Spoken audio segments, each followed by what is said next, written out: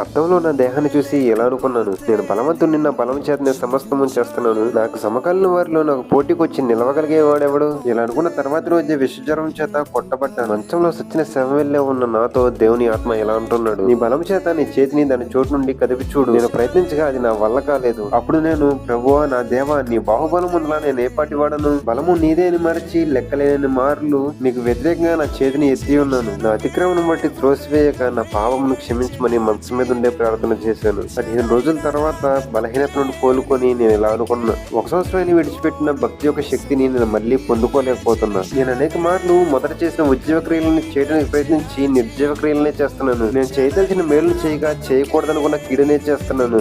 నేను చేసిన ఒక్కొక్క పాపం నా కళ్ళకి ఎలా కనిపించాయి. ఆయన వీపు మీద కొరటంతో కొట్టిన వాడిని నేనే, ఆయనని కాళ్ళతో తన్నిన వాడిని నేనే, ఆయన తల మీద ముళ్ళ కిరీటం ఒకటి పెడితే దాన్ని రెల్లెతో కొట్టిన వాడిని నేనే, బాప్తీసం తీసుకున్న నేను